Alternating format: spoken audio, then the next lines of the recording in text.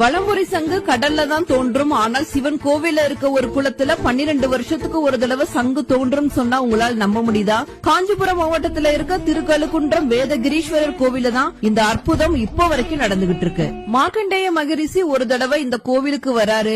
சிவபெருமான அபிஷேகம் பண்றதுக்கு பாத்திரம் இல்லையே அப்படின்னு சொல்லிட்டு வருந்தி இங்க இருக்க குளக்கரையில போய் அமர்ந்திருக்காரு. அப்போ பெரியதொரு வலம்புரி சங்கு இந்த குளத்திலிருந்து மேலிருந்து அவர் அருகே மிதந்து வந்தது. அதை கண்டு மனமகிழ்ந்த மார்க்கண்டேயர் அந்த சங்கை கொண்டு ஈசனை நீராட்டி பூஜித்தார். அன்று முதல் 12 ஆண்டுகளுக்கு ஒருமுறை சங்கு தீர்த்தத்திலிருந்து வலம்புரி சங்கு தோன்றி மிதந்து வருவது வழக்கமாக இருக்கின்றது. சங்கு தோன்றுவதற்கு அறிகுறியாக குளத்தின் ஓரத்தில் நுரை வருவதை காணலாம். மறுநாள் ஓங்கார சப்தம் கேட்கும். உடன் சங்கு வெளிவந்து நீரில் மிதக்கும். அப்போது தயாராக இருக்க குருக்கள் குளத்தின் நடுவே சென்று அதை எடுத்து வந்து சுத்தப்படுத்தி பொட்டிட்டு பூ வைத்து பின் மேலதாளத்துடன் கோவிலுக்கு எடுத்து செல்வர். மார்ச் 2024 12 வருஷத்துக்கு அப்புறம் சங்கு தோன்றி